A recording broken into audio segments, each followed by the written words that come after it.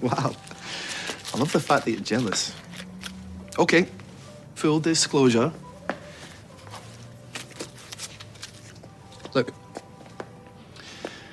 Adam last checked in August 3rd. DM sent 1. Hardly the behaviour of a depraved bachelor. Yeah, well, I'm sure that's not the only site that you're on. Hey, take a look. If I'm a bachelor, you're a spinster. A spinster with a stir fry. The talk of the street. Talk of the street. The talk of the street. Talk of the street. The talk of the street. Talk of the street. The talk of the street. Talk of the street.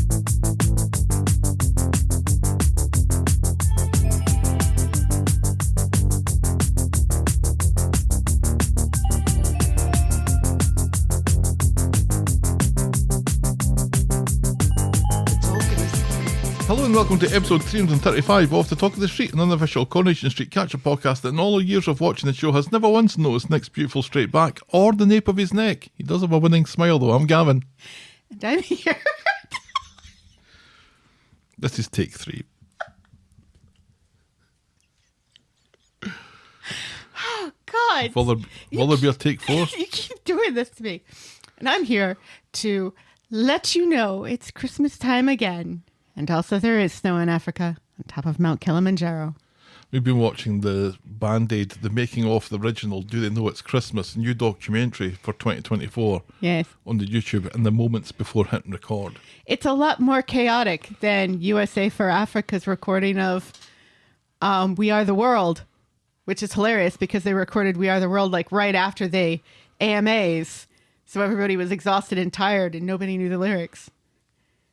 Well, nobody knew the lyrics to this, and they all turned up Drunk drunk from the night before. and hungover. Bananarama turned up in a hatchback, a tiny little, like a Fiat Punto or something. That's hilarious. How you managed to fit all of Bananarama into one car, I'm not quite sure, but they managed it. That was London, and it was the 80s. They were all clowns secretly. Yeah. Yeah. I don't even remember if it was a good lineup of Bananarama or not. They were all good lineups. They were. Anyway, how are you this week? Yeah, I'm all right. It's cold and there's snow on the ground, which is how it should be in December. I hate it, but I am comforted by it because November was too fucking warm. It was too warm. But it was a bad old month for our furnace to pack in, Yes. which it did last week. So we were super chilly last week. Freezing our asses off. Yeah. Never happens in the summer. Your heating never packs in the summer. No, because it's not working. Well, that's right. But at least we had hot water. We did. That was something. It was indeed. Yes. But that means, gentle listeners, this year, you're not getting any interruption of your Talk of the Street podcast in the month of December because we're staying home for Christmas. We've managed to do it the last couple of years, the way that it's kind of fallen.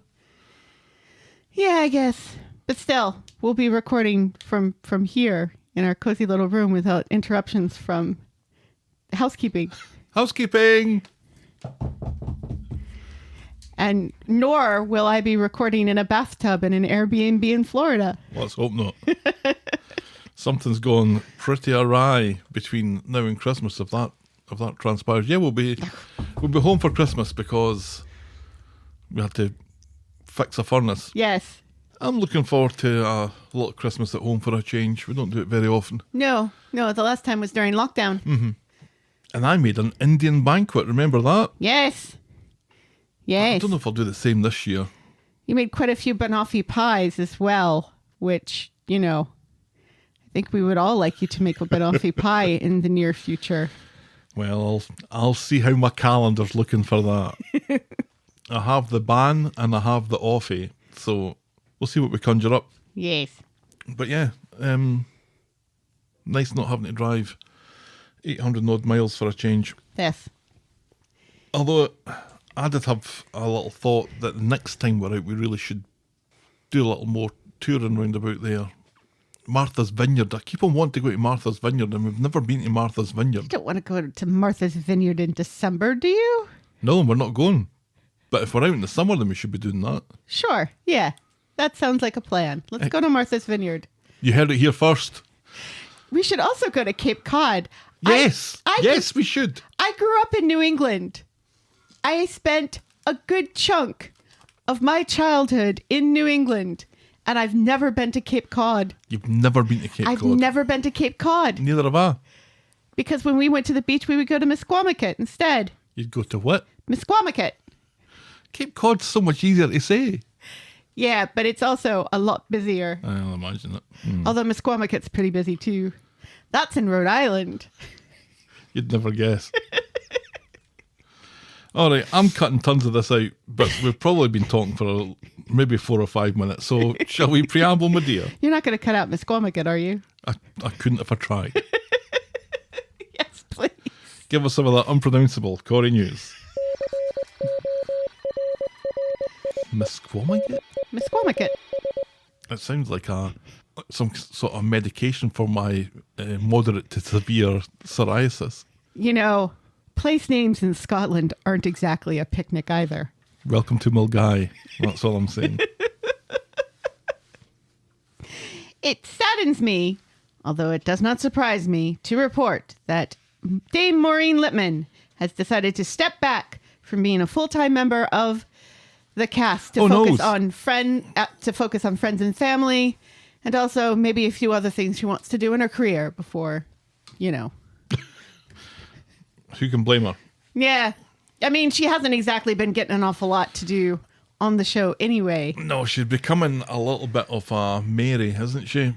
That Yeah. She's just there for a little bit of comic relief Yeah. once or twice a month, and then she's off. She's had very little to do with the whole Cassie poisoning Ken storyline. Well, she's had nothing to do with that so far. And she's had very little to do with, you know, stuff that's been happening with Fizz and Tyrone lately. I think we all knew that we were only going to be blessed with the presence of Dame Maureen Lipman for a short time. Yeah. And I think we've probably got more than we even expected. So Yeah. any appearance is a blessing, but... Right. I'm glad she's saying she's stepping back from being full time, that she's not leaving completely. Agreed. Yes. Daniel Brocklebank, who we just watched in Shakespeare in Love for another podcast, will also be taking a break, but a shorter one, to appear as Antonio in Figaro at the London Palladium. London Palladium. London Palladium? London Palladium. Palladium's just a fun word to say. Good, you could say Muskagawit much easier than you could say Palladium. Misquamicut. That as well. And I dare you to try to spell that. And Mosquito Coast. So, okay, say it. Say it again. Misquamicut. Misquonagut. What part of Misquamicut I thought you uses said an gut. N? Misquamicut. Oh, that didn't sound at all like what you were saying. Misquamicut. Yeah, I was kind of on the road of where I was going. Yeah, if you I'd were heard close. If I'd heard your last syllable, spell Mulgai. No. You never say no in an ad lib. You always say yes and you give it a go. What was it again? Mulgai. So this is in Scotland. Mm-hmm. So it's probably spelled with like an R or something There's instead no of an R. M. No. It does start with an M. Mualguy. Milngavie. Mulgai. Of course, we live in a place that has an island called Mackinac. Looks like Mackinac. Yeah, Anyway, when we're doing Corrie news, we were. not spelling with Corrie podcast. Or fun places in America that aren't pronounced the way they're spelled. And also Scotland. And finally, Mazel Tov to former Corrie actor Richard Fleischman, who has become a dad last week when partner Celinda Schoenmaker gave birth to a baby girl named Coco Blue. Cocoablue. COCO Oh, space BLEU.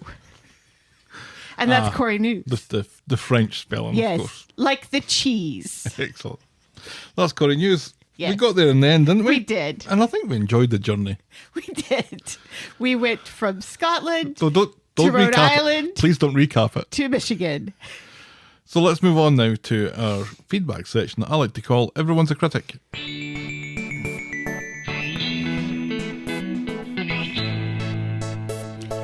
Remember when you said that the Band-Aid thing looked chaotic? Yes. So everyone's a critic then. Or There's only Chris- two of us. There's like 50 people in that room. Or Christmas on Mars. I thought you'd forgotten about that. No, it's Christmas time again, so I'm going to bring it up again.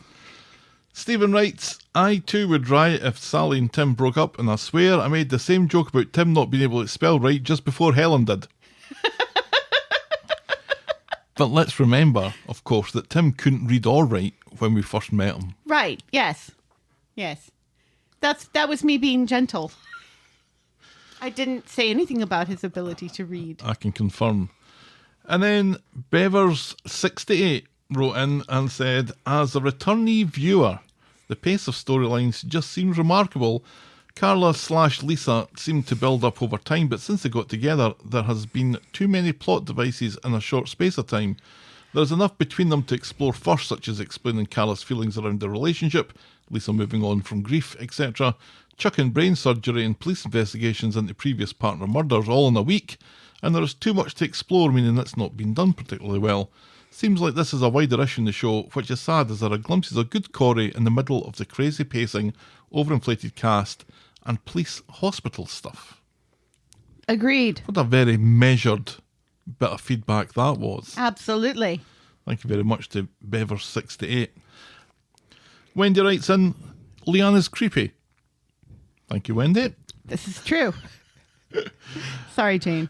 And then Cheeky writes, I'm really upset about the fact that David felt like he had to manipulate his own wife into not seeing her son, and I'm further pissed off at Shona for reasons that we will get into. Yes. It's clear that they're setting up a storyline for Shona where, much like in 2012 with Kylie, Shona will get pregnant and not know who the father of the baby is. I predict that will send David over the edge, much like it did a decade ago. Lastly, I think that Leanne is an absolute nightmare and that Nick is the most spineless character ever. That's true. Because no one would allow themselves to be manipulated that hard out of guilt when they love someone. Politeness is a curse on society. People are too overly polite when they really need to tell people to shut the fuck up. The wrong people tell people to shut the fuck up when it's really the right people who should be telling the wrong people to shut the fuck up. I'm not worried. Am I at all in any of this? No. Okay, good. I'm not too worried about Shona because the morning after pill is very effective. Indeed it is. Yes. But we'll get to that. Yes, we will. And then Lee writes, the character of Gail, Potter, Tilsley, Platt, Hillman, McIntyre, Rodman deserves so much better, and the phenomenal trooper actor Helen Worth deserves so much more. I'm astonished at how an icon can be farted out. I'm ashamed of you, ITV Corrie.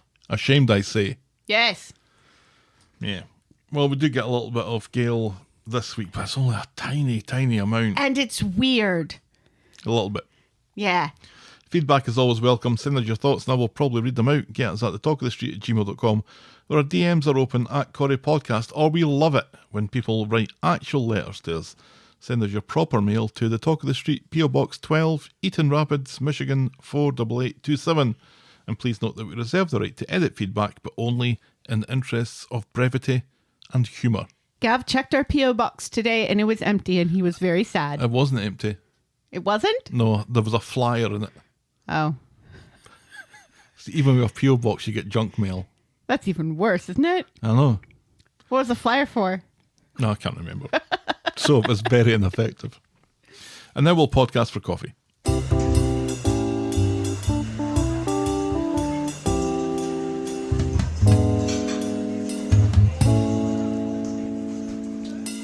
We're back to Verner's? The store ran out of Diet Canada Dry. Huh. The store also ran out of your blueberry Special K. I noticed cinnamon pecan. Your third choice. Were they out of ruby red grapefruit juice as well? I did not order that. No, you ordered the other grapefruit juice. Oh, I just clicked on grapefruit juice. I couldn't tell you which one I clicked on. It was just there. We're drinking our own coffees this week. I'm still on the Iron Brew. I've got Iron Brews left over. This never happens. And then I was nice to someone at work and they bought me some Iron Brew as a thank you. Yes. How nice was that? That was very nice. Where did they get it? Sent away for it. Oh, yes. That makes sense. Amazon, I believe. Yes. Actually, it wasn't Amazon because it had £1 written on it. So Oh. this must have been from a UK grocer store or something like that. Yeah. Or maybe that place in Buffalo that was sometimes we get pies from. Maybe. But thank you, Greg, for that Iron Brew. And thank you, I think it was Aussie Ali that gave us the money and the okay to invest in some Iron Brew, so I'm still enjoying that. The Talk of the Street is and will always be free on your podcast provider and on the YouTubes, but if you think our show is worth anything more than the time it takes to listen to it, and if you want to show your appreciation, you can buy us next week's coffee by going to ko-fi.com, that's ko-fi.com/the Talk of the Street. You can also sign up to be a friend of the podcast through the same link, where for as little as $2 a month, you can get a mention in the closing credits of each and every episode, and we now have a Patreon site where you can also show us some love. Sign up to be a friend of the podcast there at patreon.com/the Talk of the Street. But remember, you can always support the podcast for free and get us in front of new listeners by liking, subscribing, rating and reviewing wherever you get your podcasts. Now, as we approach the end of the year, we do have some friends of the podcast that have kind of dropped off. What? They're not our friends anymore? Well, see, this is what I'm going to say. I think they're always our friends. But at the turn of the year, I'm going to do a little housekeeping on the list. I'm very sad now that people are no longer our Well, friends. you know, I'd subscribe to podcasts here and there and then come and go. Still listen to them. It's fine. I don't give money to any podcasts. You don't? No. You're not even a friend of this podcast. That's true. I wasn't a Patreon member of the Squarecast either. Your own daughter's podcast that was collecting money for our college. Yeah, I just dropped a lot of money for a Disney World trip next year. I don't feel Yeah, bad. you just done that recently. She was doing the podcast like 2 years ago. Yeah. Anyway. Where did we get to? This is all over the place this week. So yes, I'll be tidying up the list, but just to know, we always appreciate anyone who goes out of their way to buy us coffee or become a friend of the podcast. You always have a very special place in our heart, but I think it's only fair that I keep that list at least somewhat up to date.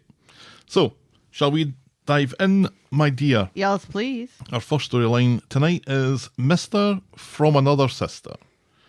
On Monday, Leanne is making a special effort to make Sam's favourite breakfast. Pancakes.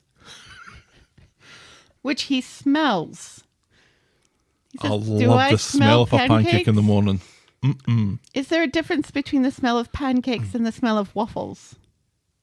Probably not, Yeah. So how does he know they're not waffles? because he's got eyes. Then they were on the plate. Right, but he says, "Do I smell pancakes?" before he sees them. Maybe because Leanne never makes waffles. Yeah. Or he doesn't see the waffle iron out on the counter. Yeah. Yeah. Any more about that opening sentence? No. Okay, let's move on. Sam is happy that she's back, but Nick is quick to point out that this is only temporary. Toya arrives and is shocked to see this scene of domestic bliss. It's Rowan's day in court today. Yeah. Rowan with a haircut. Yeah. At the court, it's Amy that's up first, and Rowan's barrister basically insists that she made her own financial decisions. No one forced her into any of this, and Leanne was as much to blame as Rowan for her involvement. The real purpose of the court proceedings, it feels, is to get it on the record about Nick and Toya smooching near the window that time. That was the blackmail attempt. That time that Rowan was trying to illegally blackmail them and also was illegally taking photographs of them from a car on the other side of the road and stalking them. This is brought up in court from the defence, of all people who want to mention this. This seems a strange tactic. So my client was spying on you. Right, and took pictures of you. This picture right here. Is this not you kissing your girlfriend's sister? Yeah, where'd you get that from, pal? Mm-hmm. You need like the angry goose meme where the angry goose says, "Where did you get that picture from?" The angry goose meme? You've never seen the angry goose meme? I don't think so. People have been using it to ask, where does coffee come from, for people who think that tariffs will be no big deal because it's only fancy food that comes from other countries. I think I'll watch a different internet to you. The goose meme? The angry goose meme. Because the goose is angry I'm sure he is. and chases people I'm fucking furious myself. asking questions. I'm only asking questions. I'm sure you've seen the angry goose meme, but then again, I had to explain the kombucha girl to you, and that was shocking to me. That's different from the hot tour girl, right? Yes, very much so. She's a fucking legend. Yeah, well, she's also selling NFTs now, so... Oh, is she? yeah. She did give some money to an animal charity, though, so... The Hoktua girl, not the kombucha girl. And the goose's involvement in any of this is questionable. Right, because he's a cartoon. Okay. So the real purpose, like I said, is to get this photograph out there and to demonstrate that Nick is a liar and an unreliable witness. The most interesting piece of all this is that Nick mixes up imply and infer. The last person to do that was Adam. It's hilarious that you're the one who caught that and not me. Leanne loses a rag on the stand and resorts to shouting insults at Rowan. We don't really get to see any of the prosecution, but we hear that it all went well, and Rowan was torn a new asshole. During a recess, Toya approaches Nick about the breakfast situation. He tells her that he had to support Leanne, and it won't be for long. Leanne joins them and calls them her rocks. This is her new catchphrase. Everyone's Yes. her rock. With Toya going back to the hotel, Leanne and Nick go home. He nips off for a shite, so when Toya calls him, it's Leanne who answers, telling Toya that Nick has gone to run her a bath. He's such a lovely man. Toya pretends that she was just calling to see how the rest of the hearing went, and Leanne plays along. Is Leanne a baby? Is she a baby? She cannot run her own bath. Is that not creepy? To imply that you are an adult and another adult is running the bath for you. Yeah, I guess it's just... In this show, it's deemed a nice thing to do for someone. I would look askance at you if you said, "Would you like me to run you a bath, love?" I'd say, "No, I can run my own fucking bath if I want a fucking bath. Go fuck yourself." This is what I've got to put up with. You know what came up in my memories, though, and was really nice, was a Facebook post about how when we lived in the house at East Ninth Street, that I was in the big, massive tub, and you walked in and handed me a pumpkin pie ice cream cone in a waffle cone. And I was like, best husband ever. Big, massive tub and pumpkin pie ice cream. You're welcome. So later, post-shite, she tries it on big time with him, claims that she still loves him, and then slaps her lips on him. She's missed his beautiful straight back and the nape of his neck, and how every expression he has looks like he's pooping himself just a little bit. And enjoying it. He says he had a fling for a reason and thinks that this is a bad idea. She asks if he's still single, and he says that he is. There's still hope then, says Leanne. Which is all very reminiscent of Dumb and Dumber at that point. Babe, that's not hope. She asks if he loves her, and he says that he does, but not that simple. She asks him to think about it, and his beautiful straight back loses its spine, and he agrees. And then he gets a call. The verdict is in. Justice has been served, and Amy will get some compo. So Nick, Leanne, Steve, Tracy and Amy all demob to the pub. Privately, Tracy suspected Leanne was going to tear Nick and Toya to pieces on the stand earlier, but Leanne says that she's playing a longer game. Are you not furious that we don't get to see Rowan get his comeuppance? That everybody's like, oh, well, our guy, our barrister or whatever they're called, Was much better than their guy. He really tore into Rowan. He was really great. And it's like, you could have just showed us that. That would have been entertaining. We would have enjoyed that because Rowan's a bad guy. Yep. We like to see bad guys get their comeuppance. And by comeuppance, I mean lose in court, not die. I mean, they forced him to have a haircut, which is bad and bad enough. But this reportage approach to important things, especially with this storyline, just feels so misplaced. Because remember, the Institute storyline just became such a damp squib at the end that it finished in a week where we weren't even... Is that it finished? Right. And also a week when we were really focused on a different storyline. So it kind of dribbles to an end there, and then we don't even get to see the prosecution, or even one scene of the prosecution. Right. And the last bit that we get to see of Rowan is him being a dick to Leanne and kind of winking. getting away with it. Yeah. Yeah. That's not satisfying. We would much rather watch him get skewered. Because we never really saw him get skewered. He always had an answer, always had a plan. Yeah. And here was a chance to show him getting some kind of comeuppance, and we'd just learn about it. He flew back from LA just for that? Really? No, I don't think so. Kind of get the impression that they maybe had some stock footage of Rowan that they managed to fit into that scene. It seems very odd. Stock footage of him sitting in a box in court. Well, they can do remarkable things with the after effects these days. Yes, just look at Gladiator 2 by Ridley Scott. Exactly. Nick finally gets to meet Toya at the hotel, who tells him Leanne is acting like they're still together. He starts to explain what happened, but she doesn't want to hear it. The mood's been killed, and she leaves him to it.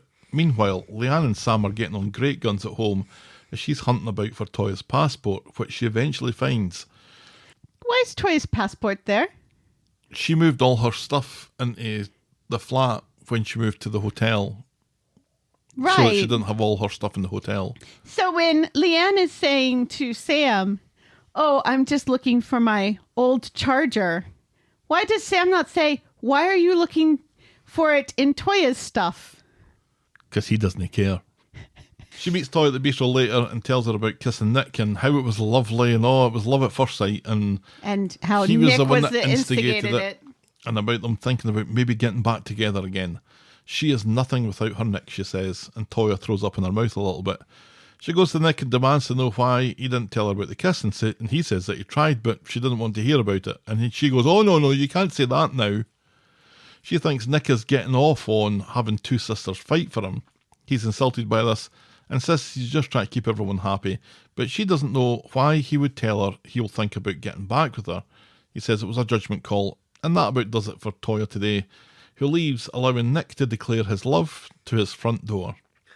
Meanwhile, Leanne seems to be using Toya's passport to open up a bank account. Yeah, this is where this storyline loses me.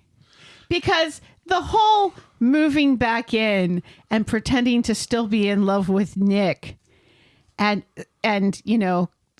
telling Toya how Nick instigated the kiss and everything, that I understand. That was supremely childish, though. It was supremely childish, but it was also, in a way, clever, and, you enjoy watching her get back at these people who have hurt her very much and are not exactly doing this the right way either.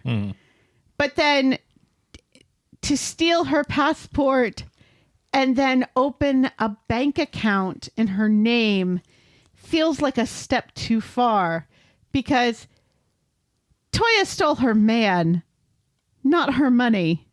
If anything, it was Leanne who was stealing money through the Institute.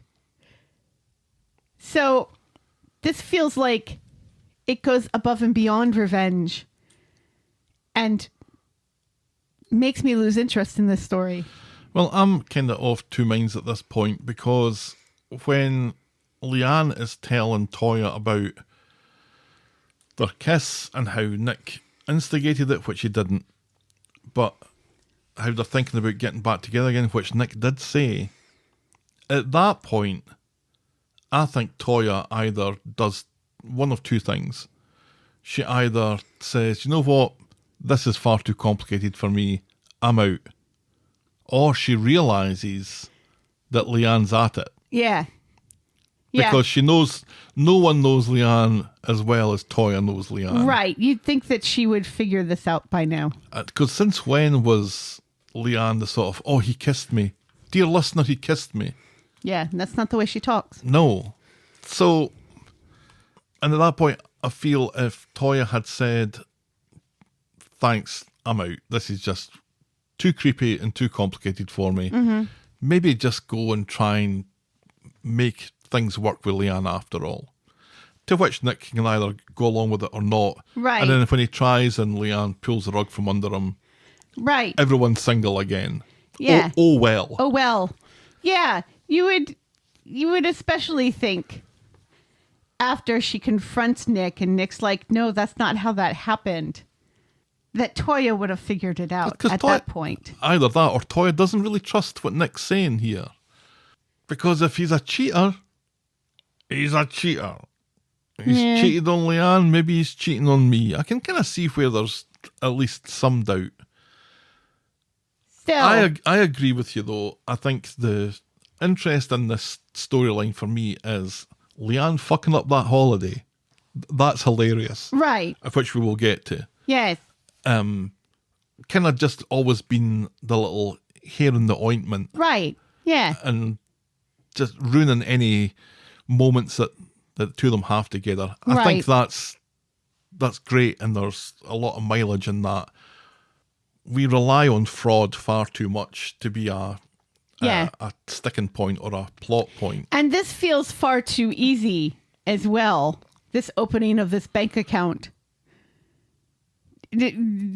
All you need is a passport to open a bank account? I've never been able to open a bank account where I haven't had to go in and speak to someone. Right, exactly.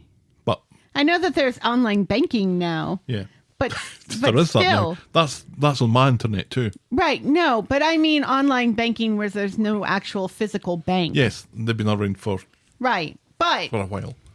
But even then, you know, it feels like you would have to get some sort of email confirmation or something further than just a passport. All right, let's plough on through this then. On Wednesday at home, Nick is fixing the Christmas lights by poking them with a screwdriver, and Leanne fantasises about switching them on and electrocuting the bastard. I didn't like that at all. Now, I didn't like it initially because they do that whole zoom in and darken the lights and make the voices all echoey and everything. But it was hilarious. Like when Fantasy Leanne goes to switch the lights back on the cord, and Nick makes a face. It looks like he's about to poop himself. Explosive diarrhea face. And he's like, no! And then you don't see Nick get electrocuted. You just see like flashing lights. That was kind of funny. Would it have killed them though to do just a flash of Nick as a skeleton? With a bzzz? Right. Yeah, that should be fairly cheap to, Photoshop in. Yeah, I'm sure I could have done that. He probably could have. They awkwardly dance around the prospect of them getting back together, and then Leanne guilts him into going to Leslie's will reading in another storyline with her and Toya. Leanne reads out a note that was left with the will and becomes overcome with emotion, and Toya is forced to look on in disbelief as Nick comforts her. Afterwards at the bistro, Toya makes her jealousy clear. Nick reminds her why they're doing this, and while Leanne wants to get back with him, that isn't what he wants. He says he picked the right sister and suggests that weakened the Canaries again, which seems to be his answer to everything. Meanwhile, Leanne's up to no good with Toya's passport. Now, this is the other thing. When she stole the passport, I was like, oh, she's stealing the passport, so Toya can't go to the on holiday, Canaries. yeah. Yeah. Later, she's writing Leslie's eulogy in the office and has got as far as Les. And she and Toya talk about how he wasn't all that bad, apart from all the times he was horrendous. Life's sad, says Toya, and she asks for some time off. And Leanne remarks that she's looking for the same time off as Nick. What a coincidence, says Toya. So later, armed with a new bank account in Toya's name, Leanne starts transferring funds from the bistro's business account. Now, what's the game plan here? What is the game plan here? Because... To suggest that Toya's been stealing from the company. Right. And nobody will believe that Toya has been trying to steal from the company. That's not something Toya would do. She's not Ryan. No. So it feels very much like, we have already said it feels like a step too far, but it also feels like a step too far in the wrong direction.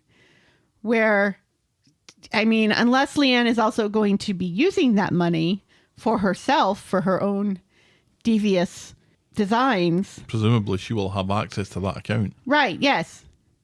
Because she's the only one who knows it exists. Mm-hmm. It feels pointless.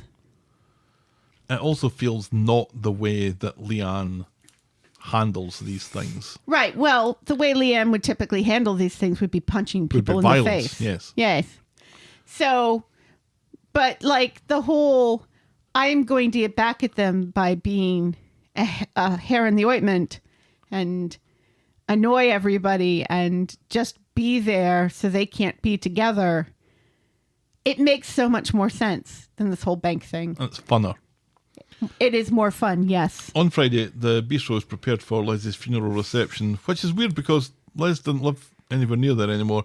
When Nick stumbles as he tries to explain to Leanne that Sam couldn't get time off school, so he'll be going on holiday on his lonesome, Leanne plays up how upset she is about Les being dead and flat now, and Kirk turns up in double denim to the funeral, but it all seems to go well, and once again, we don't see a single second of it.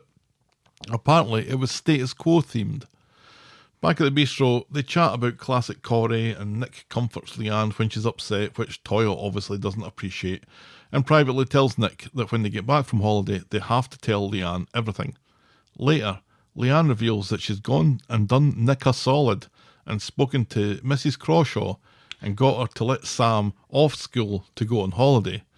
Awkwardly, Nick says that he doesn't want to deprive Sam of his beloved school and learning, but hey, you don't have to worry about that either, because Leanne's got that covered.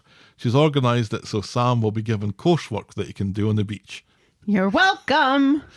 Nick relates all this back to Toya, who is dumbstruck. They are never going to get their hole at this rate. And that's as far as we get with that this week. See this Sam stuff, the Sam on holiday stuff. Right, yeah. That's brilliant. That's great. Love it. Yeah. Because Sam doesn't want to go on that holiday No. either. and Toya keeps talking about, this vacation is the best thing. It's the thing I really needed, everything. I so need this vacation. Why would she leave her passport in a box? Why would you not have that on you? Why would you leave it somewhere where you can't see it? See, I think we are weird for having our passports on us at all times. Well, the way things are going. I have both my passports on me at all times just to cover my bases. Yeah. Although I think my UK passport's probably expired now. It probably is. How long have I been here? 12 years? Yes. Yeah. Oh, that's expired a while ago. Yeah. Oh well. Oh well. At this point, I don't really feel anything for Nick and anybody. No. Nick and Toya has kind of lost its luster. Nick and Leanne, I actually kind of would much prefer it if they just got back together now. That's never going to happen. Never going to happen. But that's even less likely to happen than before. Mm-hmm. Yeah. Both Nick and David are just terrible human beings this week. if there's a competition for the very worst, I think it's probably David, but Nick's running fairly close behind. Yeah. Meanwhile, the Barlow men are actually looking pretty good this week. Yeah. Although Daniel does get really self-righteous in another storyline. I think my main issue with this, aside from the fraudulent activity in the bank accounts and the passports and stuff, is the repetitive nature of it, and how we've had a whole host of moments where either Leanne is touching Nick on the shoulder, or Nick is touching Leanne on her back, or they're cuddling, or there is some kind of comfort being offered. And Toya's always kind of there in the background, or hears about it later. And that's really all that's happened this week as far as she's concerned, is that she's just watched them over and over and over again, kind of doing the same thing. Are we going to talk about the Les stuff more? Yeah, and the Chesney storyline, Oh, okay. which is next. All right. Yeah. This is not the most boring story in the world. This is just a Les tribute. On Monday, Fizz and Chesney finally catch up to talk about Les, but they're cut short when Ches discovers that someone has slashed his tyres. He immediately blames the mysterious van driver. Tyrone agrees to take care of the tyres on the cheap for him, which pleases Ches, but he's still sure that he's been harassed by this van guy. Later, as he's tidying the area around the refrigerator in the living room, he hears a vehicle pull away outside. He looks out his window, and it's a van, but by the time Chesney gets to the street, it's pulling around the corner and away. And again, we're careful not to see any license plates here. Is this the same van as the multiple other vans last week? Who knows? Maybe it's a whole And more to the point, cult of vans. who cares? It's like a van gang. They're too old to ride motorcycles anymore. So they all got vans. Yep. That's the dream. On Wednesday, Ches is still fretting about like a hen on the hot girdle about this van, wishing that he could make Christmas better for the kids like Les did. I don't remember Les making anything better for the kids. Talking of which, it's Les's will reading today, controversially coming ahead of the actual funeral.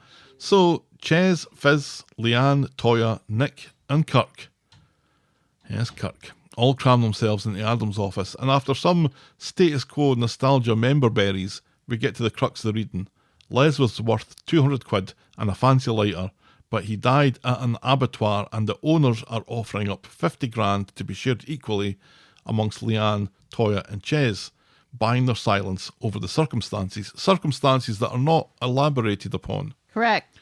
Ches, in particular, is fucking furious about this, and then remembers that Leanne and Toya are there, and so he shuts up a bit. At home, though, Bernie agrees that this sounds suspicious as fuck, and the company are lowballing them for something far more serious. It turns out that Chesney has also been bequeathed Leslie's snakeskin jacket, Yes. which Yeah. Kirk has his eye on. Yes. Kirk got a record, though. Mm-hmm. Did Leanne and Toya get anything special besides the $200? They got a share of the 200 quid, And that's it. with which they can buy many records.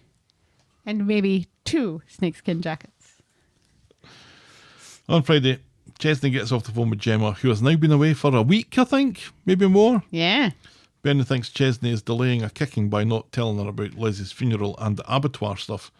He doesn't want to worry her, but after the funeral and reception, Chesney's heading out when he's stopped by a man we've never seen before. Correct. A guy who claims to be a colleague of Leslie's who wants to talk to Chesney about the accident.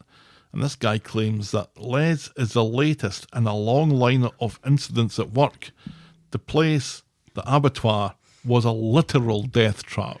Yeah, but he says this, but he doesn't.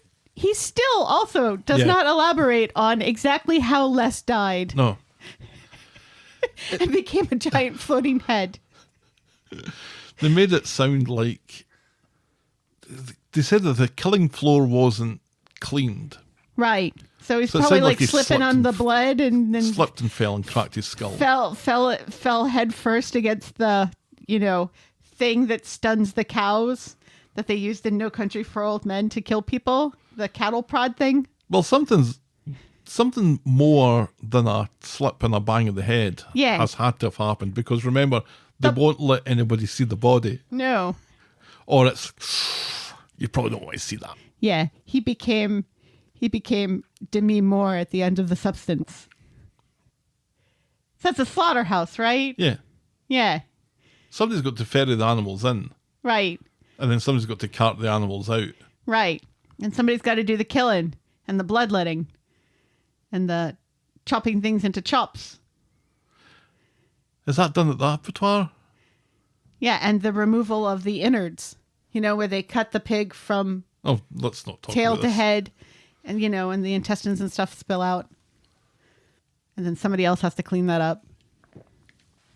We used to raise pigs when I was a child. That reminds me, I've got a corned beef sandwich somewhere.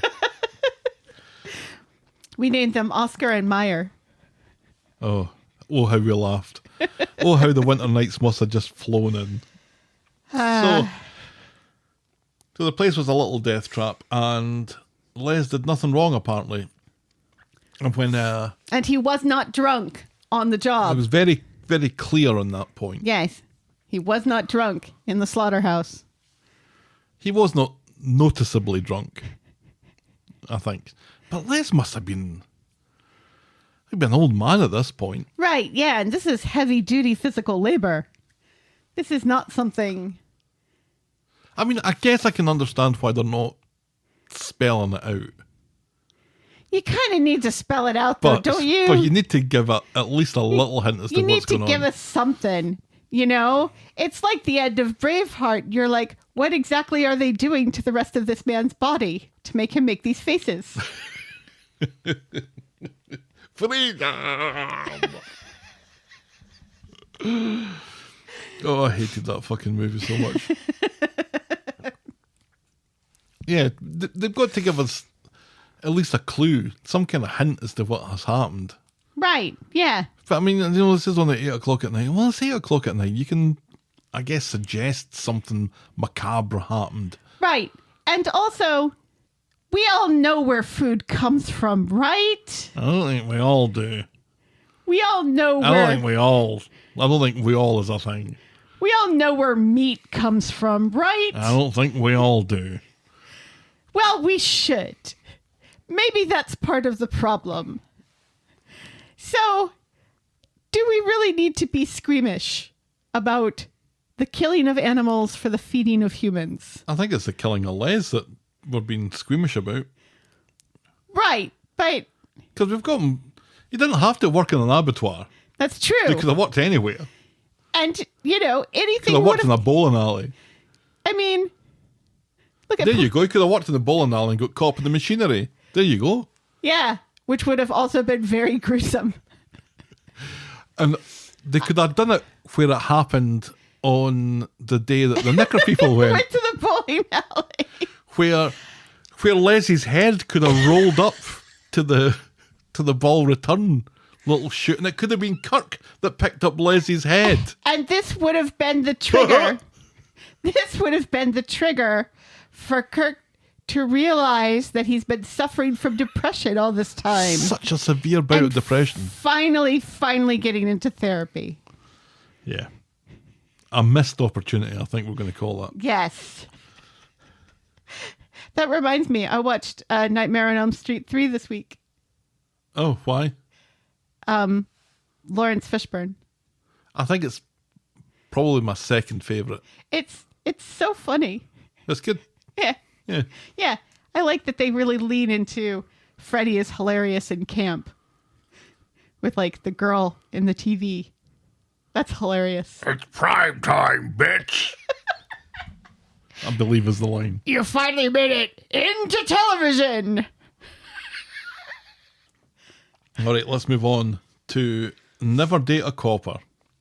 On Monday at the Rovers, Kit helps Daisy decorate the upper reaches of the Rovers' Christmas tree. Right. It's useful for something. Because he's tall. She didn't ask for his help, though, as he takes over and puts the angel on top. He asks her out, promising to keep his baubles to himself. As they head out on the street, they run into Max, who isn't happy with Kit for arrest and races Kelly for the murder that she committed. They manage to enjoy a meal, though, at the bistro, but Daisy knocks him back as far as getting his hole is concerned. No, she's going back home to read a book. A Miriam Keys. Yes. On Wednesday, Kit shows up at the Rovers to see Daisy. Daisy has decided to have an issue with how he spoke to Max yesterday. She accuses him of not considering Max's trauma. He calls it professionalism, and then invites her along to a ride-along, which is actually a thing. Except they don't ride along, they walk along to the precinct. Right. Yes. I'm And she agrees to this. right. Daisy Yeah. agrees to this. Yes. She's Kevin Hart in this scenario. She's no Ice Cube. She is no Ice Cube. Kit is no Ice No Cube Ice either, Cube either. but that's all right. It really is a thing, this. This is so strange. Well, Yeah, journalists do this all the time. They do ride-alongs and report on. How do you think they made the show Cops? In Coronation Street, a ride-along isn't a thing. Well, They're not making a TV show called Cops or anything else here. no, but because it's This is Kit walking to the precinct with Daisy right. to get a donut. This is what they're calling a ride-along. This sounds exactly like a ride-along. I don't understand why you're confused. I'm not confused. I understand the mechanisms of what's happening here. I just find it hilarious that the whole stereotype of cops eating donuts is not just an American thing. Hope makes it clear how much they obviously fancy each other, and it still looks pretty promising when he gets her back to the Rovers and then he leaves for his shift. I thought he was in his shift though, because Right. they did the ride-along thing. Right. And then he goes back to doing like actual cop stuff. Non-ride-along things. Right. Yeah. Like in the office. Yes, this obviously makes 100% sense. But later, Daisy's surprised to learn from Adam that Kit and his mates were celebrating closing the Joel Deering case. So when Kit comes in later, she makes a massive deal about it. Kit points Which out, is weird. Kit points out that racist Kelly killed Joel, and you're not allowed to do that. But Daisy doesn't buy this. Kit points out that racist Kelly took matters into her own hands by going to the bridge, Right. which is what we said. And he calls her father's daughter. Remember her father, the horrible racist? Daisy still tries to give him a hard time about it, and Kit says, look, I've had about enough of this, and leaves. Yes. But to go where? To flirt with other women. We will come back to that, I guess. It's like, what? Like 4 women. 3 women, 4 women. It kind of felt like he was also flirting with Dee Dee a little bit, doesn't it? Didn't it? I don't know. Yeah, I don't think I mentioned that, No. because it never really went anywhere. But yeah, he's keeping himself busy as our Kit. He's a whore. He's a whore boy. He is a fuck boy. He's the fuck boy of Coronation Street. Move over, Steve. There's a new fuck boy in town. It feels like Daisy is kind of doing exactly what Alia is doing in another storyline. Is just trying very hard to find reasons not to be with this person because she's attracted to him, but she also doesn't like him very much because he's not a very likable person. He's not a very nice person. So she's struggling and she's purposely getting indignant about things that she shouldn't necessarily get indignant about just to push him away because she's uncomfortable with her feelings. Yeah, it was a strange hill to die on, the whole celebrating closing a murder case thing, when, as far as we can make out, Kit and his colleagues, presumably Tinker, went out for a pint at the Flying Horse. So they did it away from Coronation Right, Street. yeah. They weren't They trying didn't to do rub it in the anybody's Rovers. nose. No. And not that anybody held much for Joel by this point. And anyway, also- and nobody else really knows racist Kelly, so And what also- would it matter? And also, why is Adam telling Daisy all about this? Oh, so that bit of the plot can happen. Right, yeah. But does Adam care about Daisy and her love life? Why would he even tell her these things? No. But then she's really going off on one about it, and I think as much as I don't think we're meant to like Kit, and I think a lot of what he does is deliberately antagonistic for us as a viewer to watch. I kind of like Kit. I just kind of like him, but Bad boys, he's bad completely boys. right about this. Yes. What you gonna do? What you gonna do when they come for you? Because racist Kelly did kill Joel. Yes. And she and Max deliberately went out to that bridge to find Joel. So, yes, Joel shouldn't have tried to kill Max, but Max was kind of asking for it. Somebody was going to die on that bridge, and they weren't going to die on that bridge because Joel went out to purposely try to kill someone. It's because these 2 idiots thought that they could drag him back for justice or whatever. Yeah, I always thought that the Daisy Kit thing was a temporary measure anyway, and I think it's kind of proved to be so from this. I think the way that they partied on Wednesday, it feels like there's not much mileage left in that, if any at all. I don't know. I think there might be. But we'll see. And then talking about the other part of that, let's talk about picking up who they left off. On Monday, Adam has taken Alia back to the bistro for lunch. He's quite impressed with himself that he didn't suggest getting his hole the last time, but he's curious where she stands on getting her hole tonight. He nips off for a shite while she thinks about it. And, he's left his phone on the table, where he immediately gets a notification from a dating site. And the dating site is called Wham Bam. So that's like, what's the one that's basically just for hookups? Not Grindr, because that's the gay one. Tinder? Yes. Tinder? Tinder, yeah. Where you swipe left and swipe right. Swipe So I've heard. Swipe left for no and right for yes. Believe that's how that goes. But also, I wouldn't know. Why is Alia looking at his phone? Not only does she look at it, she picks it up. She picks it up. What's wrong with you, Alia? Like you said, she's looking for a reason. She is looking for a reason. So, And Alia, also, this isn't a reason. Getting a notification on a dating app when this is technically like your first date, it's a date. It's not a proposal of marriage. Alia storms off, leaving Adam clueless as to what he's done wrong. Privately, Alia tells Yasmin that she had a great time with Adam, but he's on poorly named dating sites, and that makes Adam a player. And she really liked him as well. That doesn't make him a player. No. He is a player, though. But she knew that already. They meet in Devs later, and Adam is still unsure what he's done wrong, and she admits to seeing a notification from Wham Bam on his phone. He shows Thank you, ma'am. He shows her that he hasn't checked in since August, and he's only sent one DM, and he goes as far as to deleting the app. And he kind of looks a little bit smug as he's doing it. Right, yeah. And then she's like, well, what other apps are you on? And he's like flipping through his phone so she can see there are no apps.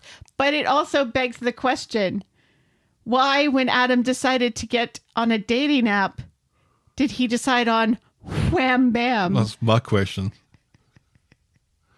Because I, like you said, I don't think it's not Christian Mingle that he's on. No. And it's not. Or Farmers Only. Ooh, ah. Or the one for people in uniform. Right. Or the one for senior citizens. That's just Facebook, isn't it?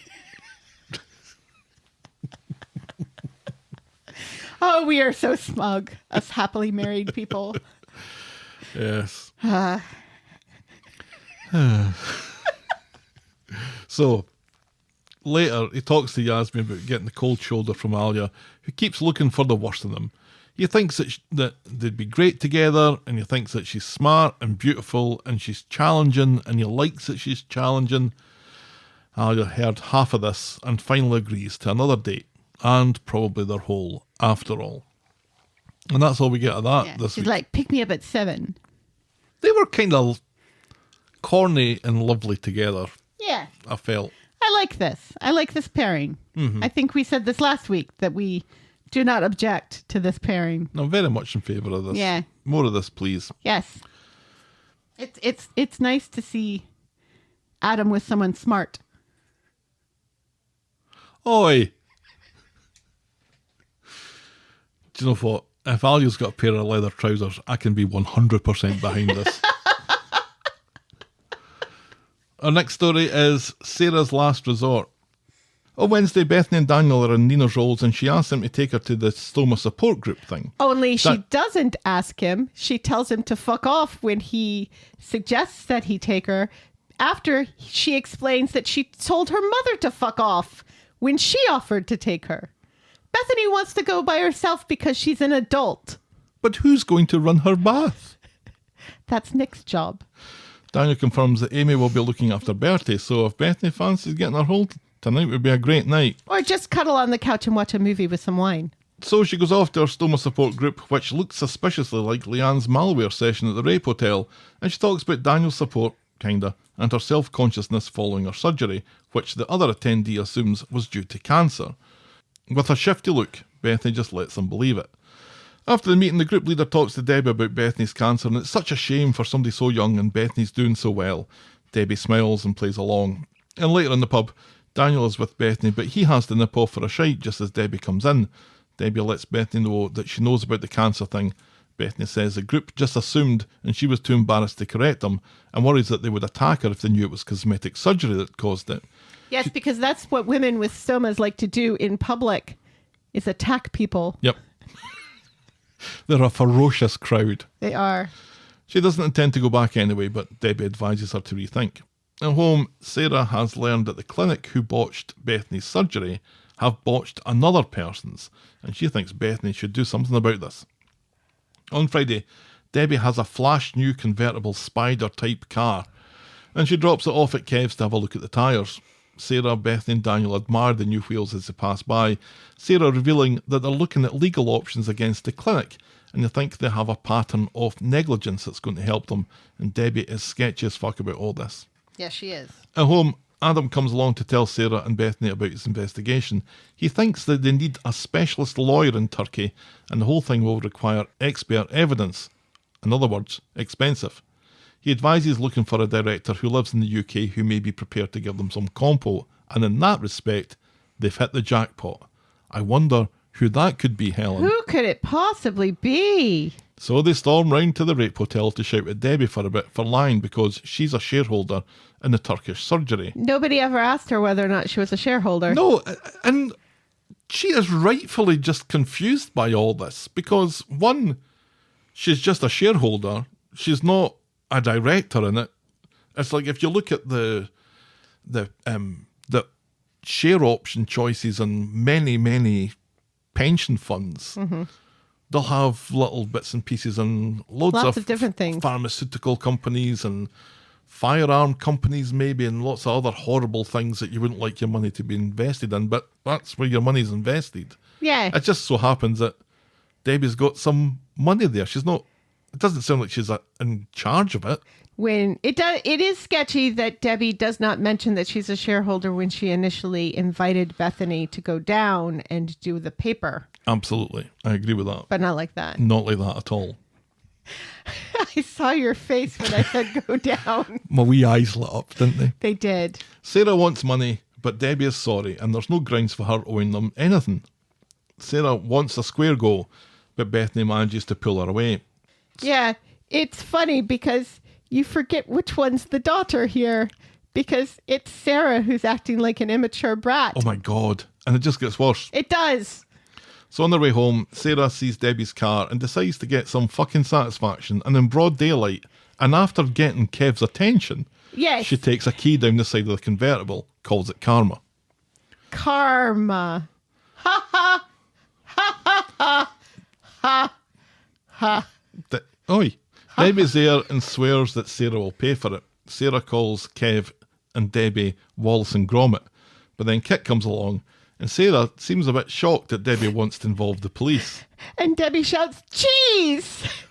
It's cheese, Gromit! Which one am I? Well, you're Wallace then, clearly. Cheese! Kev just doesn't get involved in this. Right, He Kev, just totally Kev just says fucks nothing off. because he's Gromit. That's right. And he's wearing the wrong trousers. Kit drags Sarah away for a chat. He wants to know why she didn't go down legal avenues for this, and Sarah claims that keying Debbie's car was the last resort. In what world was that the last resort? Seriously. It seems utterly bizarre that Sarah thinks all of this is somehow Debbie's fault. But later Debbie comes into Rovers and sees Sarah, who immediately gets stuck into her about their blood money and her lies, and says she makes her sick. Lies, says Debbie? Well, how about you cheating on Adam with that skanky armed robber?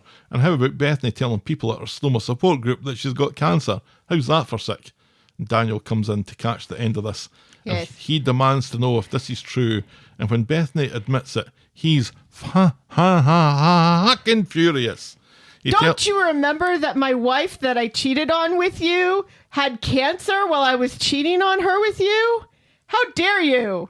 He tells her that the people in her group didn't volunteer for what happened to them, but she did, and she's made a mockery of every single one of them, and especially Sinead's memory. Sarah tells him to leave, but he's already gone. Fuck you, Bethany Platt. Fuck you in the ear. That's as far as we get with that this week.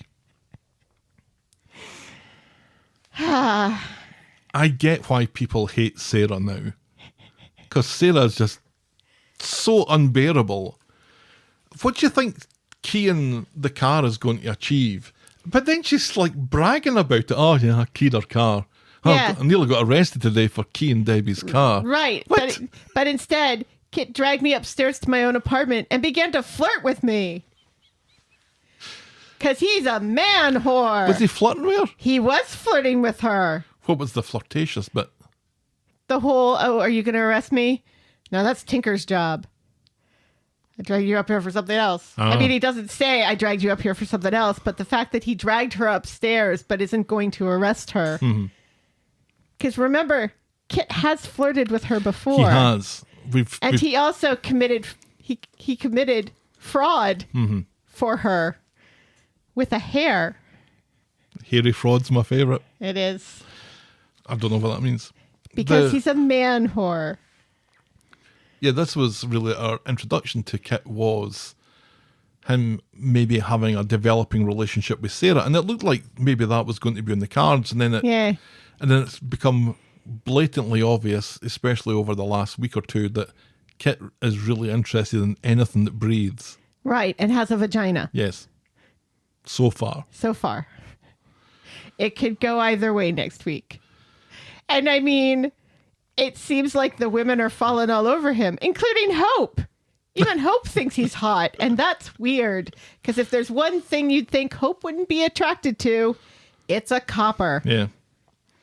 I almost feel sorry for Bethany and all this. Yeah, because Bethany is just totally embarrassed by this. And, you know, it's her mother's fault that Debbie revealed her secret, because Debbie was more than happy to keep her secret before, because I think Debbie does genuinely feel bad for what happened to Bethany and her part in it. Not bad enough to not buy this stupid convertible, but bad. Because I think the implication there is supposed to be that one of the reasons why she's able to afford this convertible is because of her shareholder money in the clinic. Well, if this clinic's botching jobs left, right, and centre. Well, they're still making money. But she's wealthy. She's got a string of hotels, or at least She's some got hotels. one hotel. She's got a hotel that we see from different angles. Debbie's involvement in this at the start was to get Bethany signed up to go across and write an article, because Bethany is a journalist.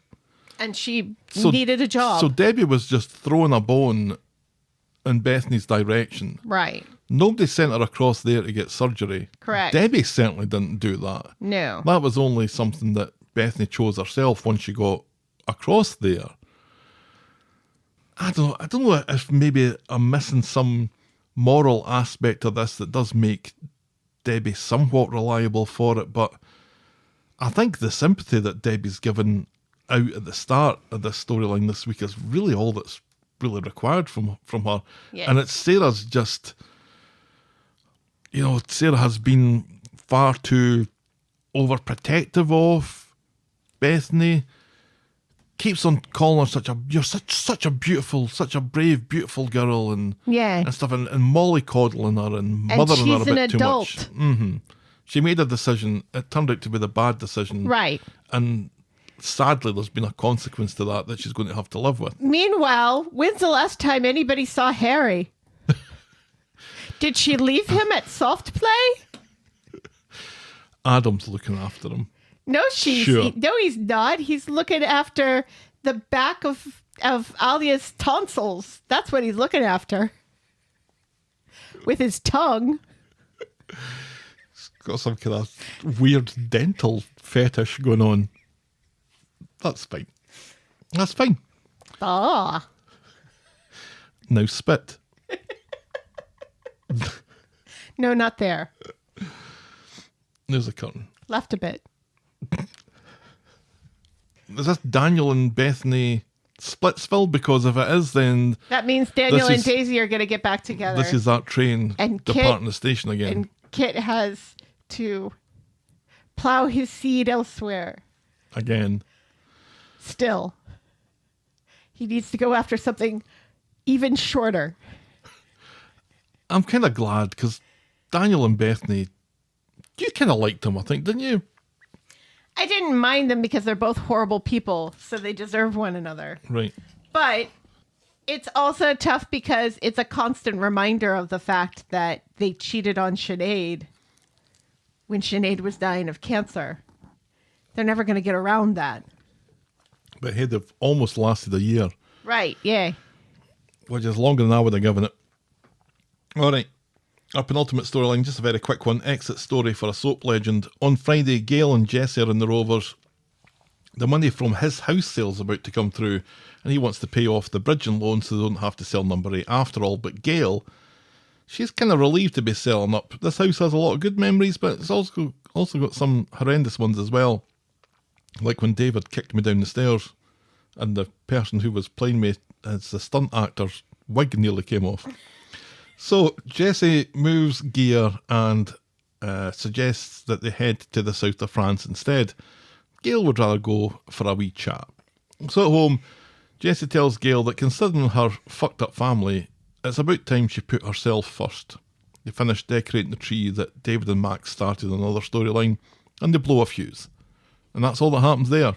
Right, yes. So Jesse is really after Gail's money then and wants to move to the south of France when Gail would rather stay close to her grandchildren. I don't know that he's after her money because he's given up his money to pay off her bridging loan. Which is weird, isn't it? Bridging loans is that thing over here. Is it kind of like a reverse mortgage or No. a home equity loan? No, it's a loan that you get when you're between selling your house, but you've already bought another house. So for a moment, or hopefully a very short period, you're paying a mortgage on 2 houses. So you get a bridging loan to cover that period. Right. But she doesn't have 2 mortgages, so how did she get this bridging loan?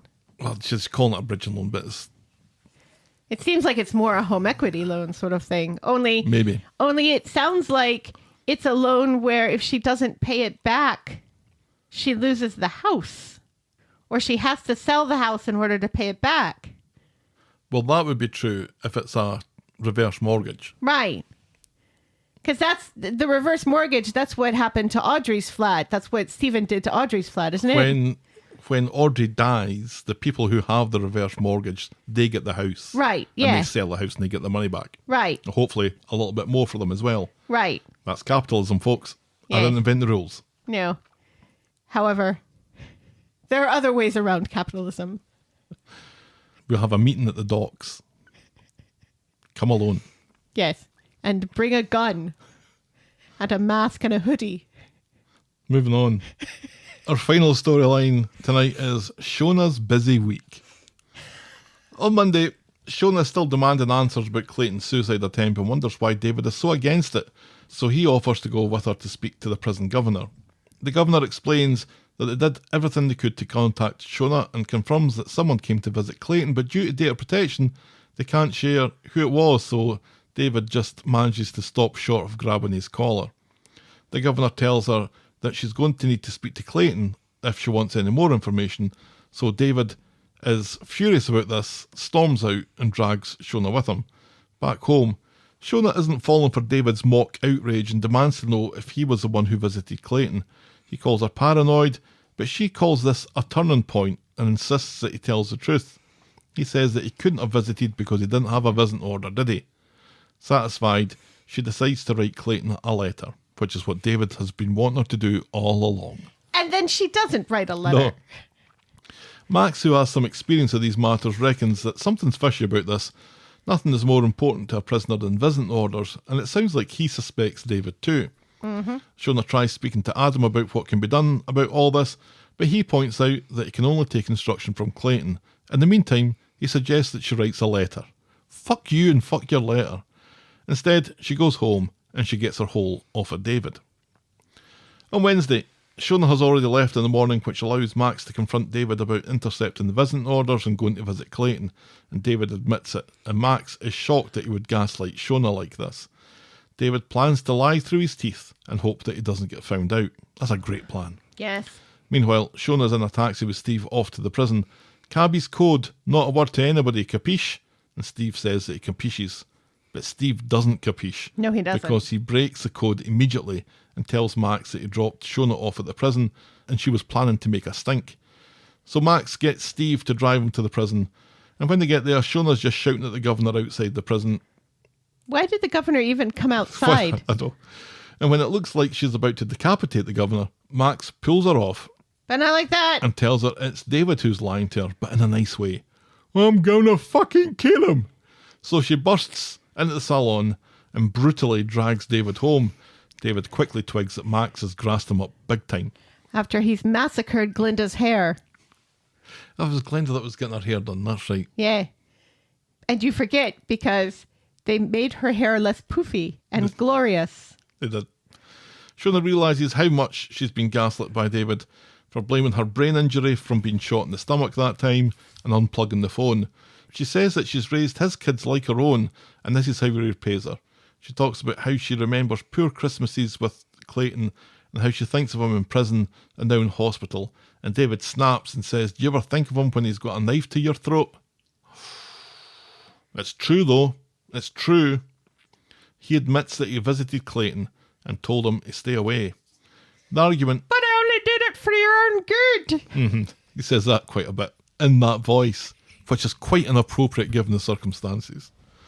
The argument is interrupted Oi! though when Kit shows up to arrest Shona for assaulting the prison governor. Yes. David tries to talk to Sarah about this, but she's Team Shona on the matter, and she reminds him that he, Kylie, and her buried a body in the annex. Yes. So they're hardly whiter than white. Correct. She tells him that he makes a mess of everything and orders him to salvage what he can from this disaster. In the interview room, Kit is questioning Shona, and she says that she was stitched up by David and she only gave the governor a push. She shoved Mike. Kit is surprised that this marriage ever had a chance of working. Right, yes. Tell me about it, says Shona. I'm glad somebody finally says what we've all been thinking. Right. The charges are dropped, but when Shona's released and she sees David, she tells him that she'll be spending the night elsewhere. Back home, David doesn't think Shona will ever come back. And Max says that he only squealed to save Shona from doing something worse. And he tells David that whenever you're upset or angry or regretful, it tends to be your own fault. Yes. Something that you've done yourself. Yeah. Words of wisdom there for Max. Right. Lots of words of wisdom from Max this week. Yeah. This seems to give David something to chew over. It's late, and Shona gets a ride home from Steve, but as they pull up outside the house, she tells Steve to take her back into town. She's a big girl. Yes. On Friday, David is on the hunt for Shona Nina's rolls, but Roy already is under the impression that she's called out sick for having a headache. David pretends that he was in the know and heads off to wear denim somewhere else. When Shona gets home, she doesn't give a solitary fuck about how he claims to have been worried sick. She says she spent the night at her mate's. She's still livid at being gaslit, and she goes off for a shower. Once done, David tells Shona that he has something to tell her, but he doesn't have anything to explain No, he why really he hurt doesn't. her. It's like, sit down, I've got to talk to you. All right, go then. So how you been? He says he let his hatred for Clayton get in the way. She doesn't think she can trust him. David doesn't understand that it's not about Clayton, it's about her. And he insists that all of this was for her benefit. She calls him toxic and leaves him to it.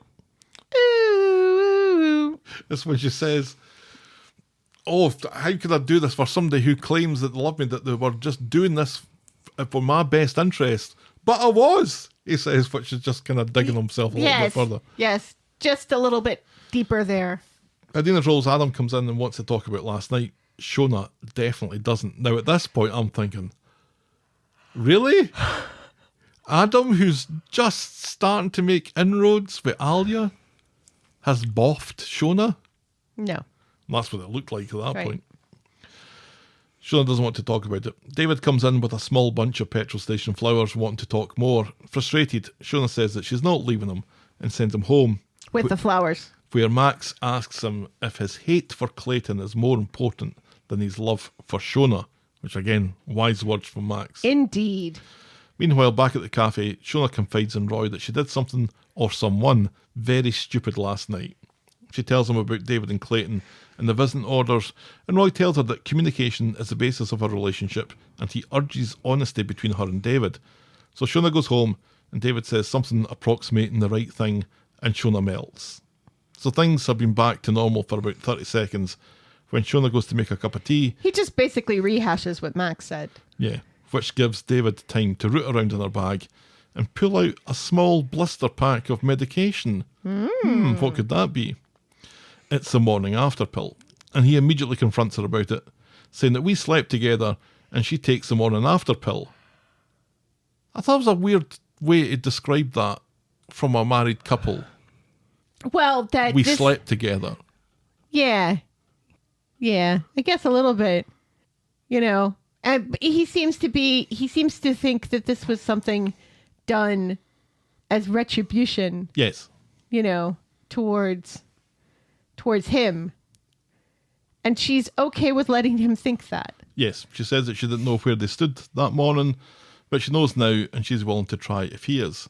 So, cock a hoop, David goes to Dev's, where Dev has woken up today and decided to be German. He's so Dev. So German Dev. Apparently when Dev thinks Christmas, he thinks bratwurst. He thinks, and he's cooking it on the counter, Yes. Like a hot plate right there on the which counter. I'm sure flies in the face of many health and safety regulations. Probably.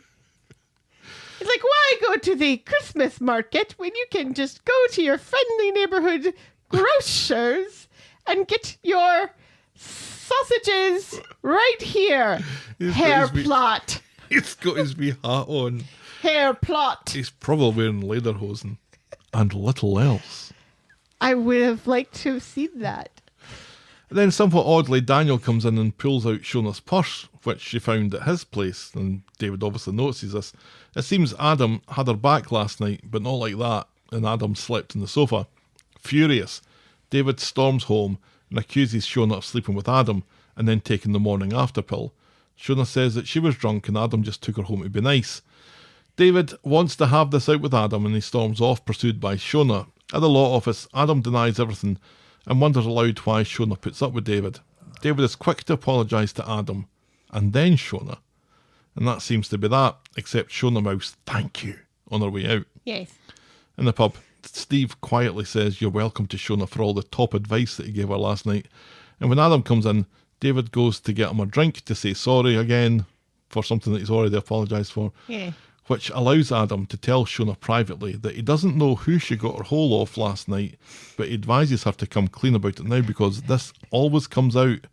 Shona leaves and runs into Kit, who's coming in, and he winks at her and wonders if she would like to talk about all the sex they had last night.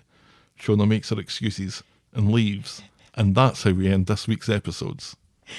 So we won't know. So if the morning after pill doesn't work, but of course it will work because It should work, they because the morning after pill. Right, yeah. And the show doesn't want to, be... It would be very dangerous for the show to suggest that the morning after pill doesn't work properly. They'd have to wait until that kid hits puberty to figure out whose child it is. What height is it? If they hit puberty and shoot up over 6 foot, it's Kit's kid. If they shrink, it's David's. Oh, poor David. There is a massive height difference between those two men. I reframed the scene where Kit comes in to arrest Shona and cut it so that you only see basically the bottom of Kit's chin as he's moving through number 8. And it kind of looks how the shot would have been made if Kit hadn't been in the room, because they have to pull it back to fit him in, basically, because he's... Massive. I know we keep on going on about this, but He's he a really is so giant. tall. He is a giant. So, Kit, talk me through this chain of events that happened here. What we've been asked to believe, that when Shona got out of the interview room and went home, or she said that she was going out, and then Steve took her back into town. Right. She hooked up with Kit, Yeah. and they went somewhere and had sex. I'm assuming. And then afterwards, Adam found her, and Adam took her home. I don't think Adam found her. I think she went out, she bumped into Kit, who was also out partying, because that's what Kit does. Because Kit had the little skirmish with Daisy earlier in the night. Right. Yeah. And so he went out, and in between found some time to flirt with Sarah when he pretends to arrest her. And also sort of flirts a little bit with Dee Dee in basically not a storyline, and just like a little bit where they're both walking on the street at the same time. Well, that was on Friday. That was to fill in time. post-sex. No, because they would have had sex at night. On Wednesday. Right. But he sees Dee Dee on Friday. Right. So it is after the sex. The sex with Shona. Yes, And they probably had some sex with the tram driver. possibly, because he's a whore. He's a man whore. He's a fuckboy. He's a giant fuckboy. We get it. So then, he's out drinking and he bumps into Shona. On Wednesday, yes. Yes. And then they go back to Kit's place, I'm assuming, and have the sex. And then Shona is really embarrassed by this and calls Adam to come pick her up and take her home. Now, Kit's place is Red Bank Apartments. Is that where he moved after moving out of the It's Rivers? Sarah's building. Is it? Huh. The plot thickens. Because, do you know Did what? he go up and bang Sarah after he was done banging Shona? I don't know I if wouldn't it's... put it past him, because I don't know if I've mentioned that man's a whore. I've only been out in Manchester once in my life, so I'm making gross assumptions here. But it sounded to me like Kit and Shona had sex in an alley, and Kit left, and Adam walking home from wherever the fuck he was, Or in a different bar when Shona walks in. stumbled upon her and took her home. It's all very hazy exactly what happened here, and at some point Les died. Somehow.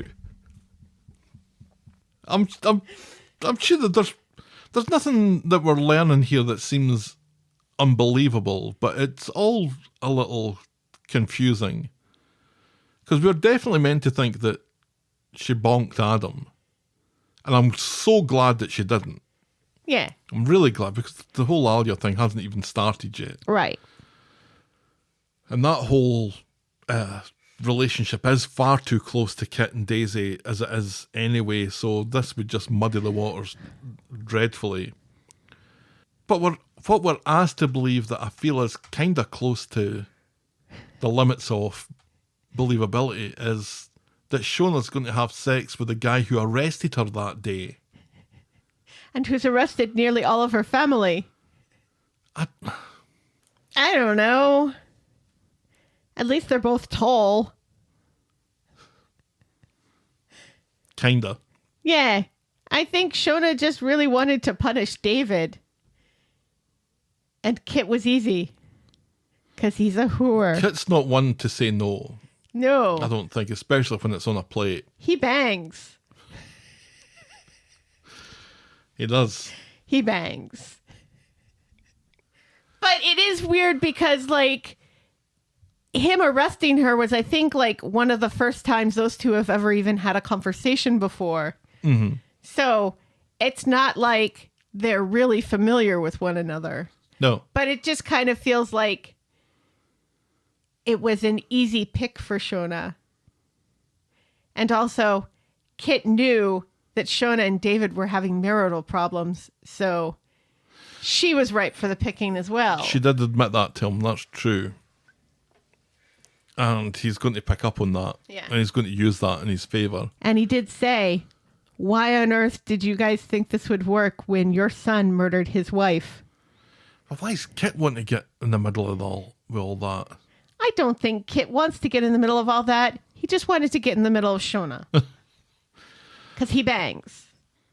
David and Shona on to Skidsville, do you think? I think they are on very much thin ice. And I think it's because the show has recognized the fact that these two people really shouldn't be together. This should not work. But why split them up on her infidelity when they could split them up from David being a complete asshole to her? Well, I don't know if you've watched this show before.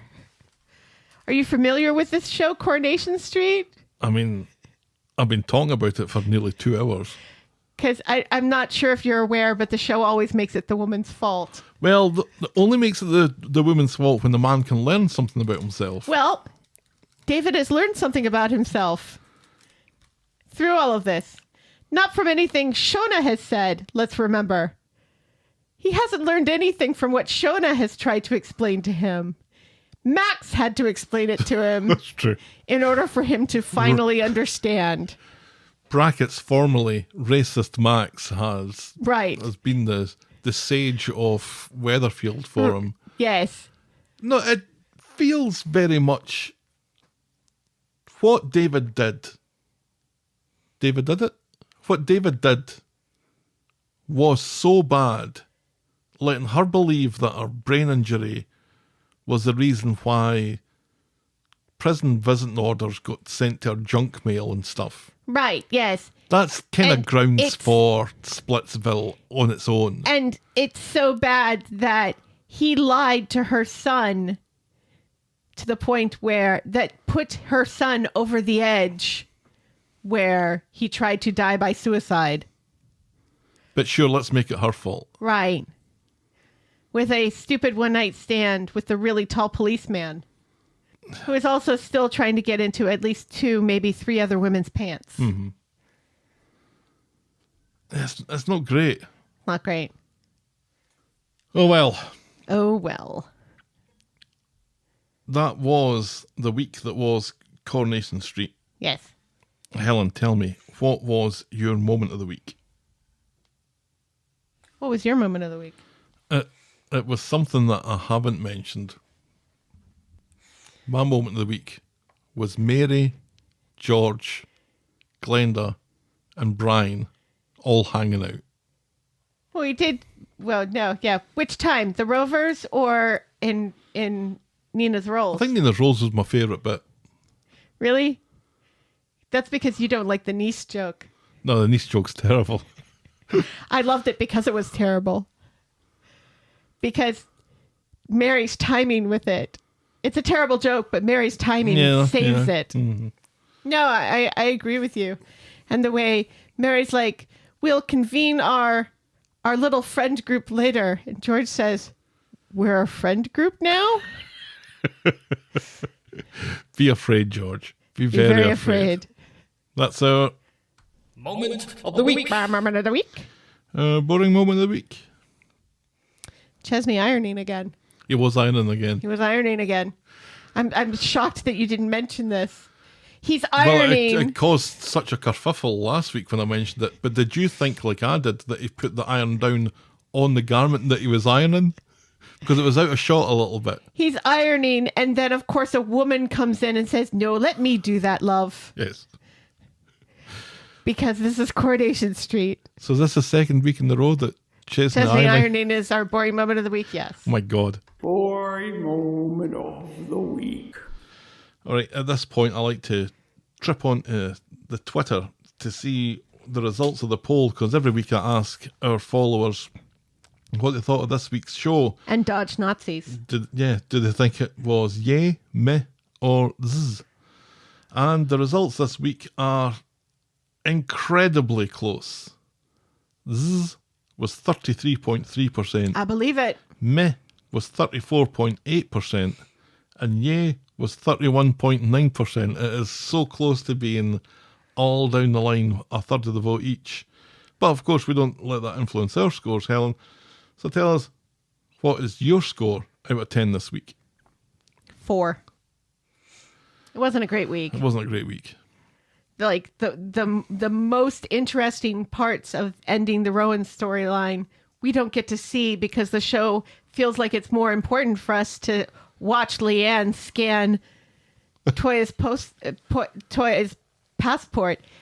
That would have been like my second choice for boring moment of the week is Leanne scanning Toya's passport. Did we need to see that as opposed to Rowan getting skewered on the stand? I don't think so. Or Leslie's funeral. Yeah. But no, we get to see light office duties instead. Right, yes. And Chesney ironing. Yeah. And then a scene where Kirk interrupts Leanne to ask her if she thinks the snakeskin coat would fit him. And does she think that Chesney would swap with him the record for the snakeskin coat? And let's remember, Leanne is trying to write a eulogy for her father during this. Yeah. Kirk is especially annoying this week. Leanne was incredibly patient with him, and I don't understand why. Yeah, she was quite patient when he turned up for the funeral wearing a denim jacket and jeans. Right. Like my cousin David did it at my mum's funeral. Yeah. But he took us out for a nice dinner, so... That makes it all right. It does. And I had to listen to him insult Hillary Clinton. Good times. Good times. Good times. I ordered the most expensive thing on the menu. Just a regular Saturday night for you then. Oh! Yeah, I don't know. I think I'd maybe give it a 5. It wasn't anything spectacular. I really expected some more from, like you said, from the court case and from the funeral, and it's always really odd when the show just skips by something that's obviously important. Yeah, and that we obviously want to see. Because it means it ain't as important as you think it is. Either and that, it ain't as important as the show is selling it to. Either that or it would have been too expensive to film it.